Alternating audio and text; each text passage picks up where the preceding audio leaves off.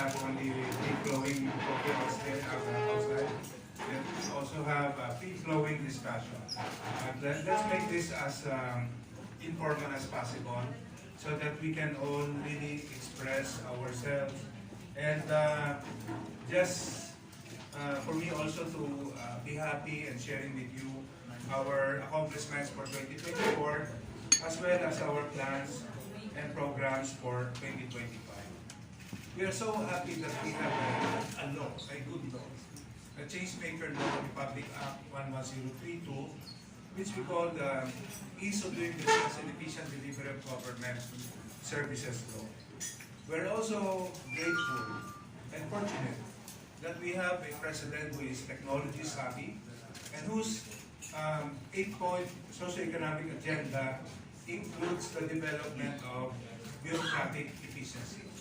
It is also clear from his directive on how to implement this directive, which is simply for all government processes and services to be streamlined and digitalized. Tamang-tama po ito dahil ito po talaga ay napatunayan na natin na naging isang effective way of fighting red tape and corruption in the process. Later on, isi-share ko sa inyo yung mga ebidensya, back up with figures that will show that we are somehow not only that we are winning this fight if we follow strictly the directive of the President to streamline and digitalize government processes and services. Under his leadership, ARTA has wholeheartedly embraced our mission of transforming the delivery of government services. We stand behind the President's vision for a bagong Pilipinas, envisioning a government that has transitioned from an obstacle course to a welcome mat for all Filipinos seeking to contribute to our nation's economic prosperity. We would like to make a difference in government service. We are not only to be contented with our plans and programs, we are determined to implement them, at least until the end of this administration in 2028. I remember during my visit to Malaysia, sometime in 2017, I was then the Deputy Director General for Operations, and I got the opportunity to visit our counterpart office in Malaysia. They call this the Malaysia Productivity Commission, or MPC. My counterpart official then told me that in the late 80s, 1980s, he went to study UP Diliman. At the time, yung Malaysia po, wala pang MRT. Ang Pilipinas po may MRT na tayo, may mga computers na. Ang Malaysia wala pa. Hindi pa gulo gamit ng computers. Look at where Malaysia now, and look at where Philippines now compared to Malaysia. It's all about the implementation of programs. We have very good plans and programs. It is in the implementation that we fail. Kaya po kailangan talaga natin ang suporta ng media para ipaalam ang importance of implementing these programs and initiatives that we have developed in the last 5 years of operation at ARTA. Of course, we cannot just be contented with having developed all these programs, initiatives. At the same time, we are also aware of our mission and vision as an institution. And we take this matter seriously. And I hope that with your support and cooperation, we should remain guided by this mission and vision of ours. ARTA's mission and vision have as our work every day, and we take this by heart.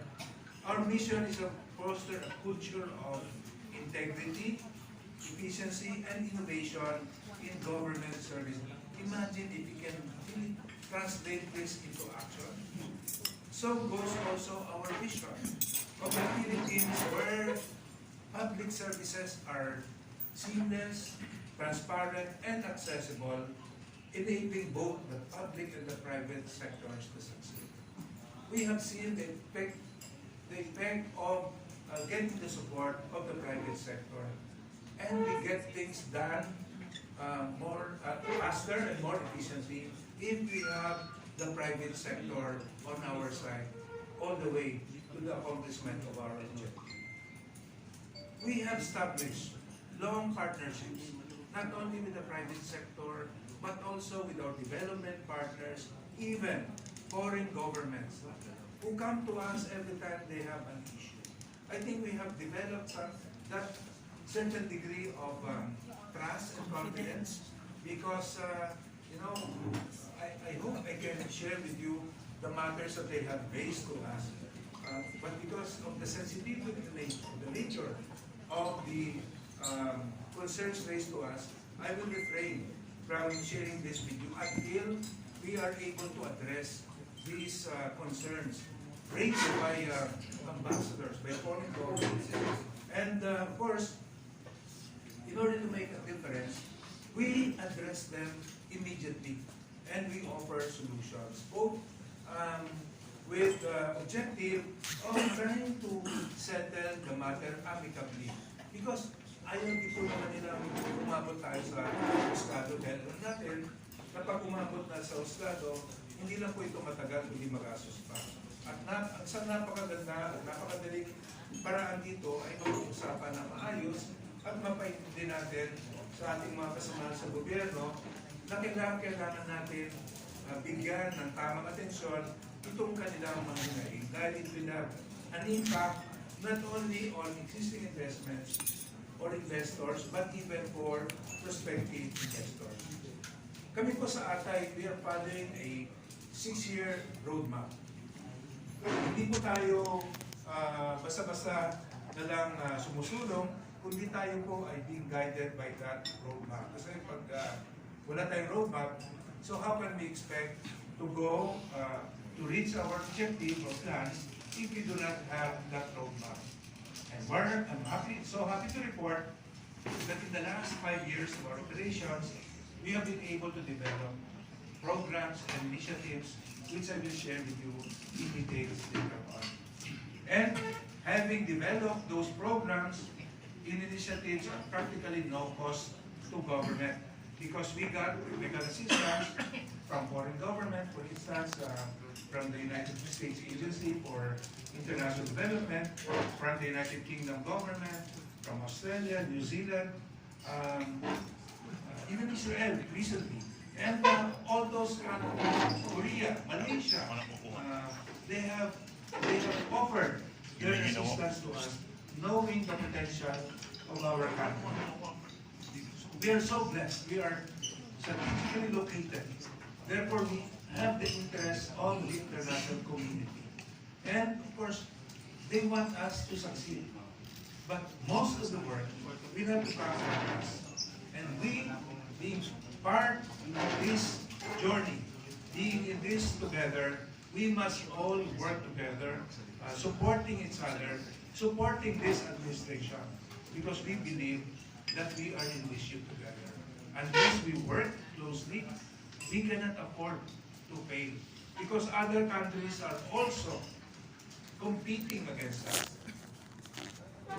As much as possible, providing for the business enabling environment that will attract investors. So we act with urgency. We would like to act on it immediately so that we can outrace all the other countries that are just waiting for those prospective investors to go to their respective countries.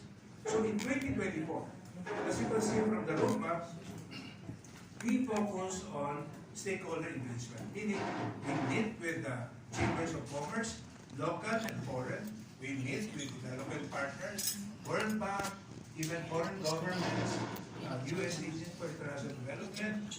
We work also with companies and hold them until the specific issue or concern is properly addressed. The task at that point will be to manage conflicts, as you can see from the screen, facilitate discussions, and advocate for necessary changes. We also follow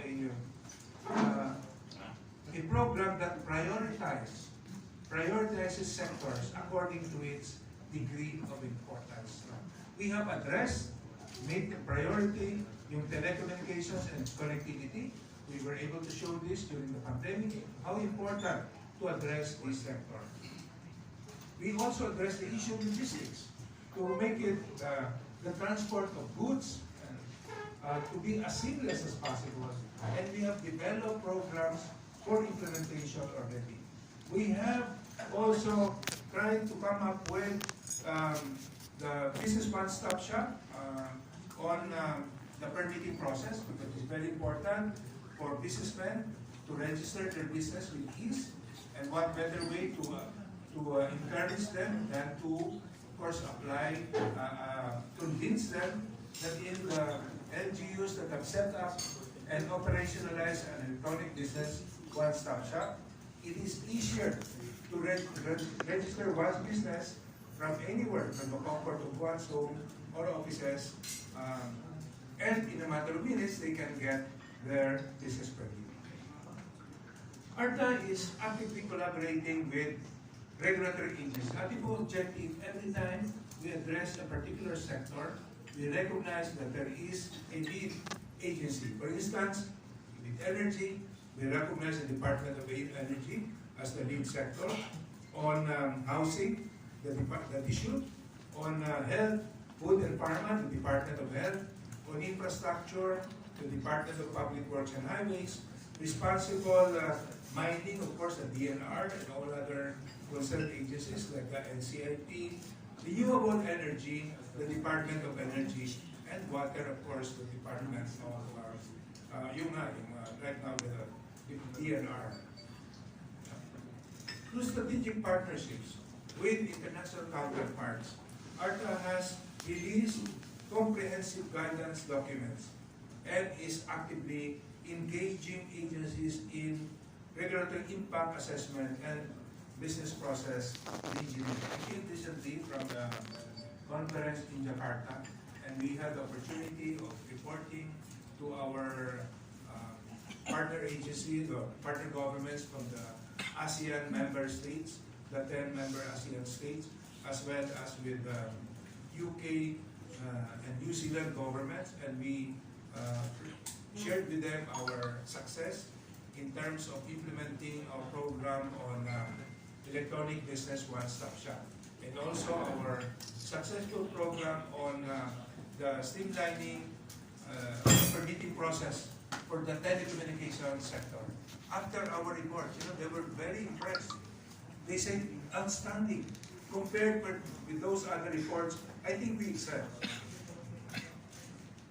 And our advantage is that, of course, magaling po tayo sa communication, di ba? Si Director Martita, nandun po tayo, sabi niya magaling mag-English yung mga Pilipino. Yun yung ating advantage. When we report really with passion and with clearness, no? Kaya, talagang, comment sa amin, you made an excellent report. Kaya lang, siyempre, pag i-compare natin, dun sa Indonesia, no? Yung traffic nila, many years ago. But right now, nag-improve. Siguro hindi naman tayo nahuli because if we continue to support the build more of our president, at least yung mga subways, tulungan po natin na ma-implement natin yan. Then this will have a long and lasting solution to our traffic problems. Okay. Doon po, na-share ko sa inyo, nabanggit ko kanina on our initiative on streamlining the permitting process for the telecommunications sector. As you can see from the screen, yan po, yung ating ginawa, yung substantial reduction in terms of the number of permits, number of documents, as well as the turnaround time of processing time. And ito po sinasabi ko, the evidence-based po tayo. Pag ginawa natin mas madali, ang pag-apply ng business permit, you will see, no? Estimate from the World Bank itself. Yan po yung figures na pinapakita namin sa inyo.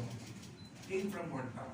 At dahil po, na-streamline natin yung process, with the 1-year implementation of GMC alone, tumaas po ang number of permits issued by more than 26,000. Ito po ang sinasabi ko kanina, that the best evidence to fight red tape and corruption is for government process to be streamlined and digitalized. Kasi pag alam ng mga negosyante na madali. Dito ang mag-rehistro ng kanilang negosyo, sila na mismo ang mag-voluntarily register their business. Of course, ginawa natin ito, not because we did it alone. We did it together with the DICT, the DILG, the DTI, and all the other concerned agencies. At the forefront of this technological initiative is the eGov Super App developed by the DICT, which ARTA continues to support. Now, you can see from the next tweet, yung figures that will back up our claim that those LGUs that have set up and operationalized an electronic business one-stop shop, isa po yung common experience nila. Tumaas po yung kanilang number of business registration saka revenue collection. At dito po, you can see, of the first 10 compliant LGUs, lahat po halos tumaas yung kanilang numbers na sinabi ko. And as of October, like October 12, this year, ang total number of LGUs compliant has reached 112. Can you imagine? In the whole country, all LGUs will have set up that. Talaga pong gaganda yung ating ekonomiya, magkakaroon po na tayo ng mas maraming negosyo, magkakaroon po ng mas maraming trabaho ang ating taong bayan. And this is what this is the clear proof, the best evidence, I said earlier, na pag in-apply natin yung streamlined and digitalized process, red tape will be minimized.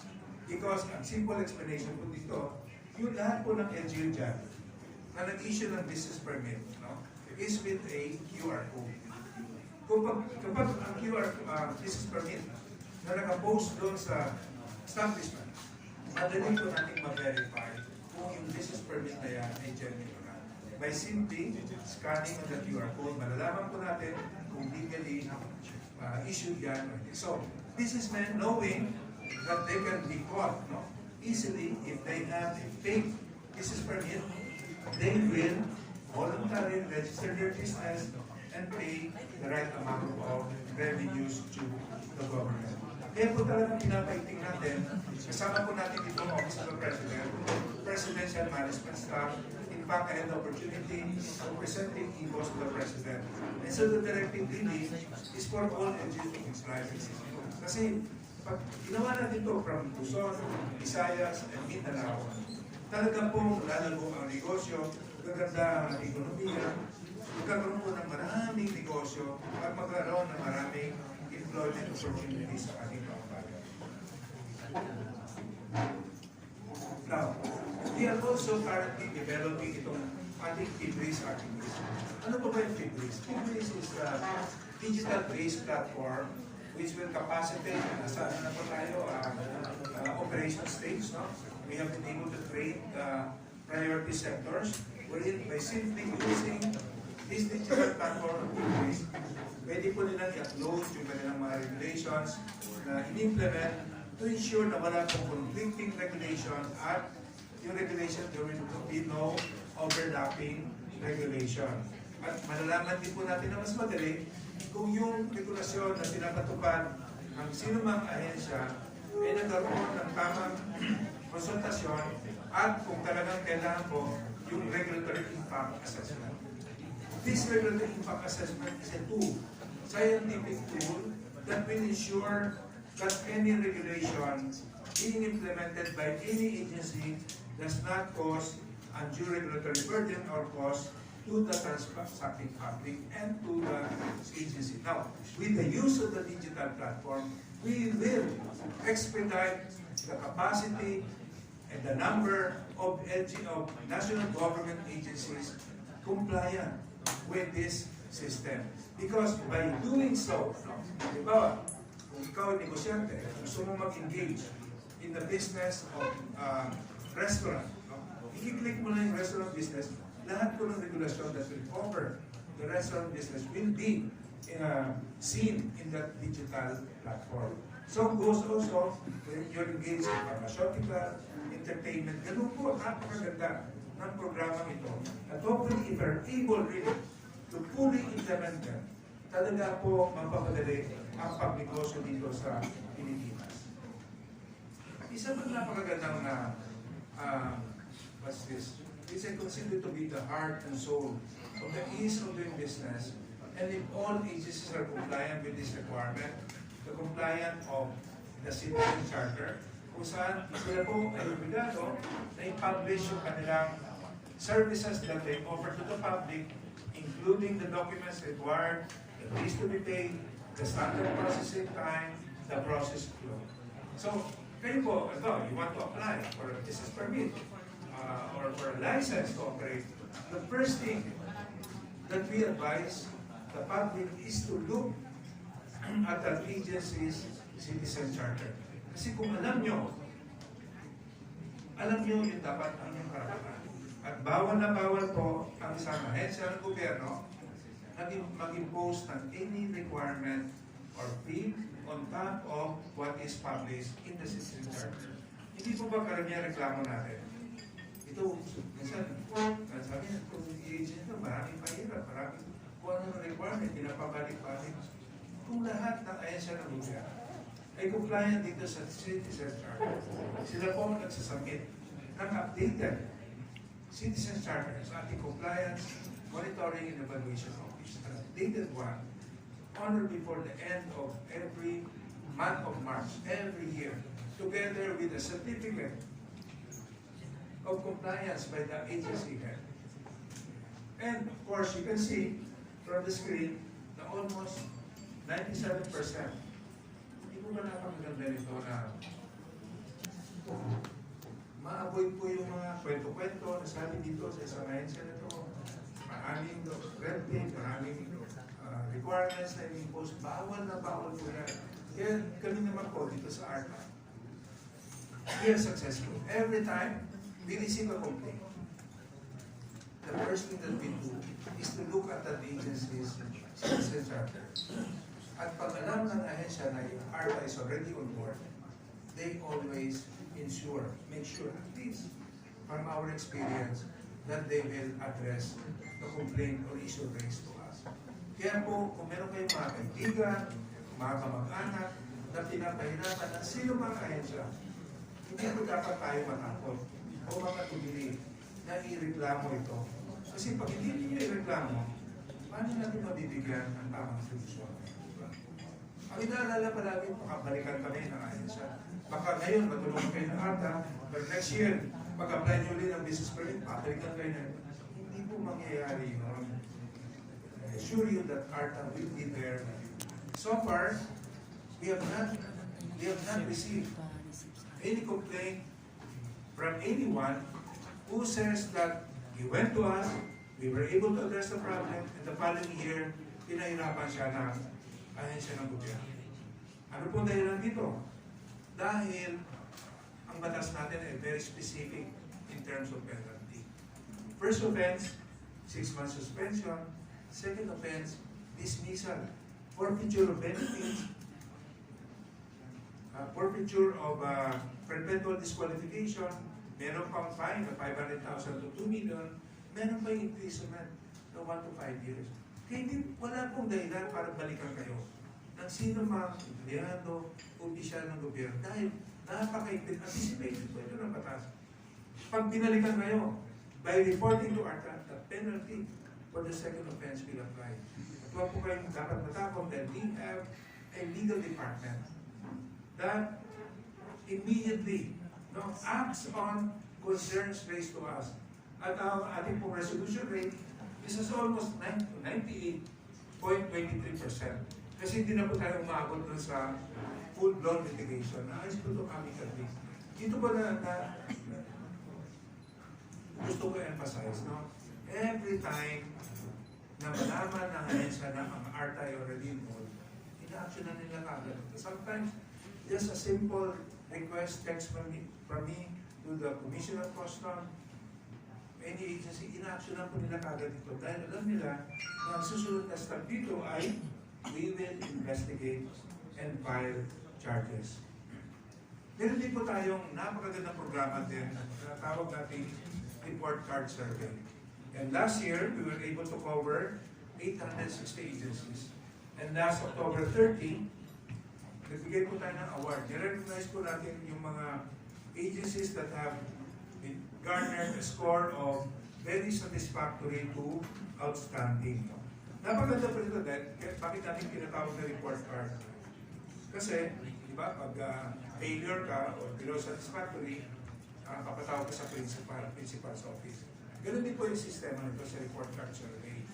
Pag if the rating is below satisfactory, we will ask them to explain bakit gano'n.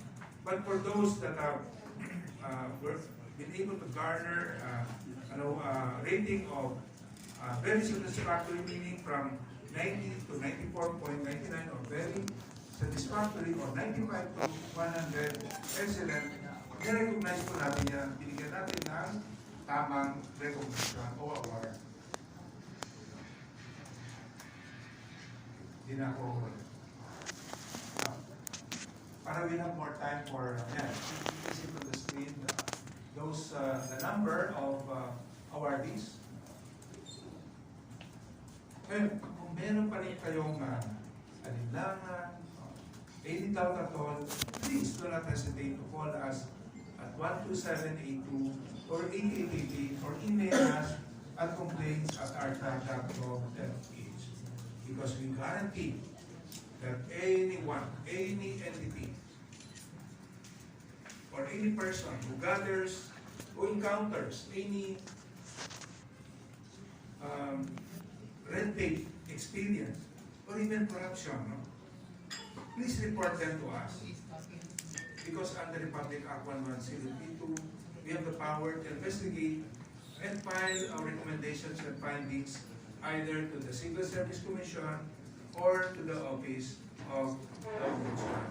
Wala pong conflict, we just implement the ease of doing business law with so much passion and commitment to do so, because we want to make a difference in the way government services are being rendered to the public. And one tool that we will adopt starting next year, because this is in the process of development, is the use of technology. We call the Electronic Complaints Management System. The system will provide an efficient and accessible platform for the public and private sector to report red tape related issues and other concerns. Through ECMS, ARTA ensures prompt action and resolution. And because we are in the age of the Internet of Things, the use of artificial intelligence, we are also developing the use of artificial intelligence in receiving complaints. To be able to receive complaints 24/7. Kasi pag hindi natin ginamit ito, of course, during weekends, tatanggap tayo ng reklamo na bakit walang sumasagot sa ating telepono, sa ating hotline. But, with the use of artificial intelligence, any call, any concern can be responded to through the use of artificial intelligence 24/7. At this will be properly tracked, properly monitored, so that solutions can be done right away. ARTA is also the tip of complying with the recent World Bank 2024 Business Ready Report. We have been delegated by the Office of the President as the focal point in terms of our compliances with the World Bank Business Ready Report. Why am I emphasizing this?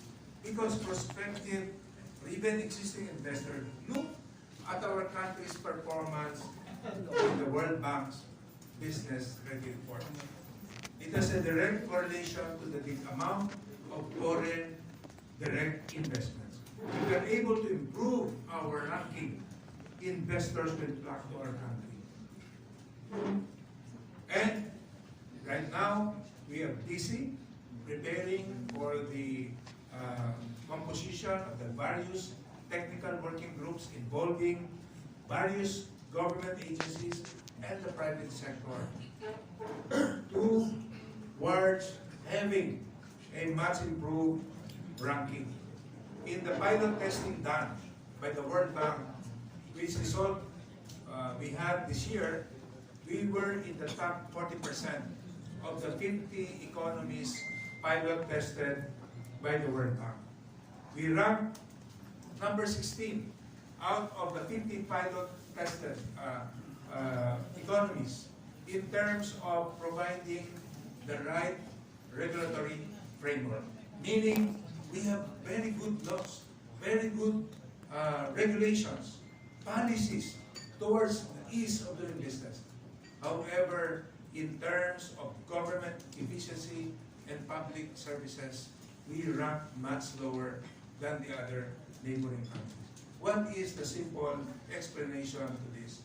I will go back again in the beginning of my message that we are very good in terms of planning. It is in the implementation that we fail. Meaning that those surveyed, the professionals and the stakeholders who were surveyed by the World Bank gave an answer that ito nga, merong ease of doing business law, we have good policies, it is in the implementation that we fail. Because andun pa rin po yung minsan mahabang pila, yung paraging yung pahirap. Let me give you an example. Doon sa top management, there's no question that from the secretaries like us, we want to improve things. It is in the lower portion. Doon po sa mga evaluator, nagkakaroon ng problema. Tapos, siyempre, pag experience natin, itong SEC, matagal mag-process ng aming application without telling us that doon po sa lower, doon sa evaluation nagkakaroon ng problema. I'm telling you this because my own daughter, who is a lawyer, complained to me yesterday. Merong prospective big investor from Hong Kong. Ilang buwan na po hindi na-actionan ng SEC yung kanilang application for registration. Nung tinanong ko, yung evaluator ko, ano nung mga documents, pinapabalik pa na. Sabi ko, mag-complain ka. Eh, ayaw ng investor mag-complain dahil ayaw niya na balikan. Sabi ko, hindi. Pero yun, andun pa rin yung doubt. That is, can you imagine, my own daughter, who is a lawyer, hesitant to, because yung kliyente niya refuses to complain to us. Ayaw ng problema, ayaw mabalikan. But, hindi natin mabibigyan ng tamang solusyon if people do not complain to us. So you, in the media, appeal to you. Kayo po ang instrument of change in this country. Sometimes people will hesitate to complain. But because you're in the media, you have this role of letting us know. That's why we are having this event, so that we can have an open discussion. You can let us know. Please, for the good of the country, to have that much desired bagong Pilipinas, where we envision to have a business-enabled environment that will attract investors into the country. We can only do this if we are able to tell the whole world that in the Philippines, we are ready for business. And we will not hesitate to report anyone who violates the law. Hindi lang po tayo report yung mga crimes, yung mga nangyayari ngayon, kundi looking at it more positively. For ease of doing business, please help us para ma-divert ng konti yung mga issues about politics, issues that we hear. Look at it more in the positive side. We have here a more opportunities for us to drive the economy forward that will attract investors to set up their businesses here. Once businesses are set up, once foreign investors come in, we will not only have more business opportunities, we will also have more livelihood and income opportunities for our people. And I hope we can really work together and we can devote the rest of the time discussing how else we can help one another. Now, thank you, and let us continue working for a better and brighter future.